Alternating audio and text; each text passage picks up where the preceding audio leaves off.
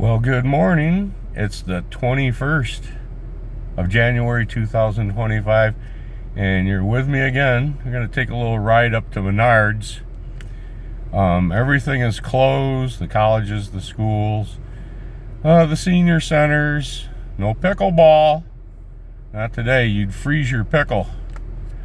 It is just at 19 below zero with the wind, and the roads are what they call snow covered and slippery.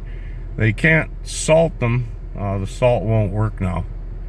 So you just have to take it easy, and that's exactly what we're going to do. If it was twice as bad as it is right now, I'm talking about the snow and the wind, not the temperature, I wouldn't even go outside and check my mailbox. Because the Postal Service would certainly not be delivering. I wouldn't expect them to. That were my son or daughter, or even myself. If it was a real, must-have envelope, medications or something like that, make every attempt to get that into that person's hands. But it does get bad enough so that the mail does not run that day. Anyways, enough of this. Go out here and see what's going on right back here. A little something here to watch, folks. You come to these little intersections, you see all this snow that's piled up right there, and I'll tell you about that. See, when you go to stop and turn into a corner like that, it has quite a bit of snow in it. You will slide right through it if there's a vehicle that's sitting right there waiting. It could even be a school bus. Not today, but in warmer days.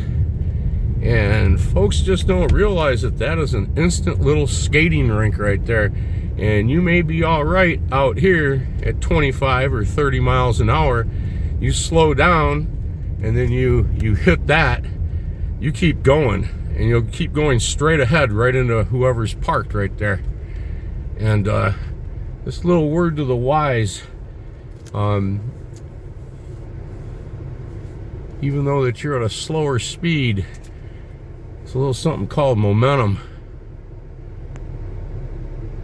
Yeah, starting to get a snow band here. I'm showing 12 degrees below zero, but this is a Jeep thermometer.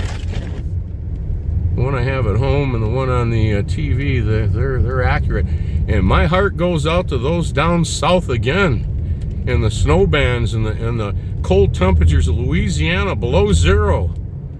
Below zero in Louisiana, you can't make that up. I've been down in the deep south a few times in my life, and it's never been colder than 70 degrees. And I know people in Alabama and Birmingham that had told me about that they had an inch and a half of snow one time and shut the whole place down. But now they're down south there, they're talking 5 inches or more, and 0 or below temperatures, and they have no snow handling equipment. They're not set up for that. And so I think they're talking about the next couple of days down there. That could be, it's deadly. It's deadly. I haven't seen anything like that. I've heard of it snowing in Florida before. Oh, look at this, and the next day, they're at the Magic Kingdom. But down south there, it's no joke. It's no joke any place you have this kind of weather. We're used to it up here and so forth. But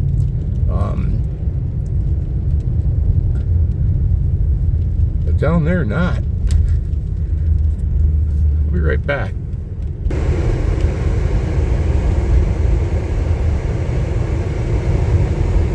It's so cold. How cold is it? Just the little talk that I gave a couple of minutes ago was enough to condensation, the moisture in my breath was enough to fog up my windows a little bit. So I have the defrosters running. That's how cold it is.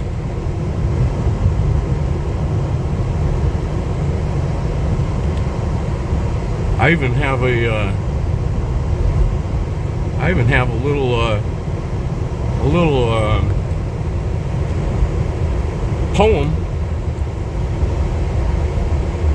that was actually a cadence that we had learned in the military, but it's I won't sing it as a cadence. I'll just recite it. It has to do with being very cold.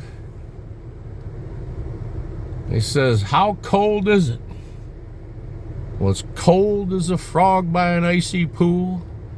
It's cold as the tip of an Eskimo's tool. It's cold as champagne in a frosted glass. And it's cold as a ring around a polar bear's ass. That's how cold it is. This person right here is trying to make this light but can't barely get going. Okay? I'll be right back. Why, did you hear that language? That man used the word ass. Correct.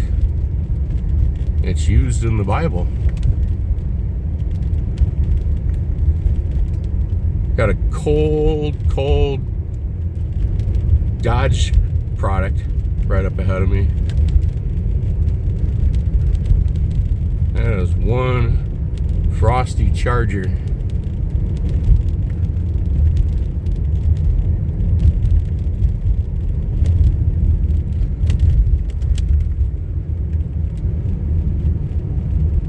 All you in great weather conditions out west and so forth. There's what a cold below zero Charger looks like. We seen that green Challenger yesterday. This hill has a little bit of sand on it. I have that 70-pound sandbag here in the boot of me lorry. I'm not in four-wheel drive. You have a commercial snowplow vehicle right there. They'll be running all over the place today. On the way out here to Menards, you can probably see that the church here is plowed out. They're the ones that probably just did it. Now this gets blowing, we'll get into low visibility conditions. We have a half a mile visibility right now, but it can go down to almost zero. And people will actually pull right off here on the side of the road. It's like, and then other people will come along and smash right into them. Even out on the highway, they'll just stop.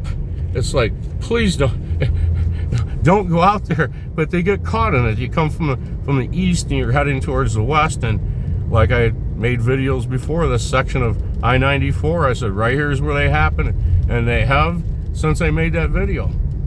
And not a good place to go. Let's see here, a plow has plowed material right out into the road, making a bump there. You know, here's a big loader over here in the parking lot, cleaning that one out. Here's a little loader, kind of backing behind him in the blur. All right, I'm gonna get up here and see what's shaking at the Dairy Queen. Be right back. Here comes a city plow right here. Actually, that's an MDOT, because the road that we're on here, this section of West Main going through Kalamazoo, is a state highway that goes through town, and it's an extension of the Michigan Department of Transportation system. And one of their headquarters was right up here as well. And so why not keep the road in front of where you work real nice? They have to anyways. Here's the brand new Long John Silver's. The other one was the old style building, sat there vacant for years. And I did a little video on the tear down of that, but they tore it down and improved the property and put this new one back up again in just about 3.5 months. And so now we have a Long John Silver's in town.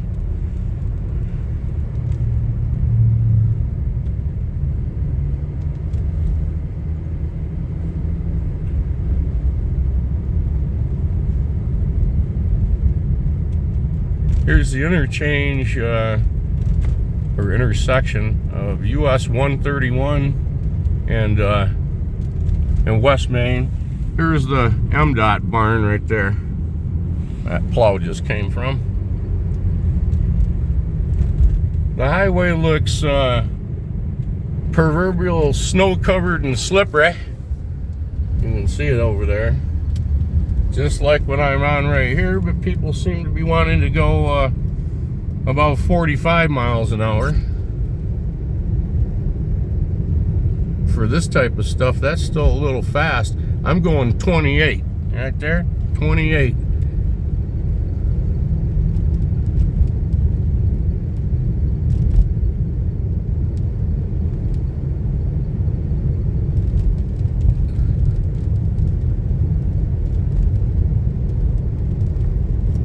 Once you get out on this,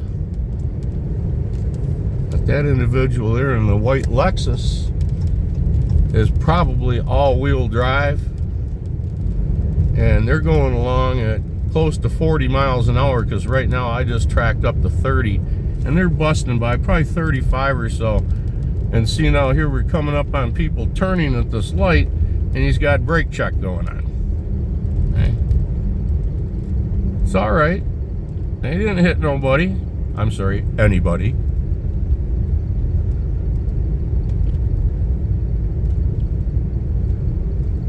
Good, they're gonna turn.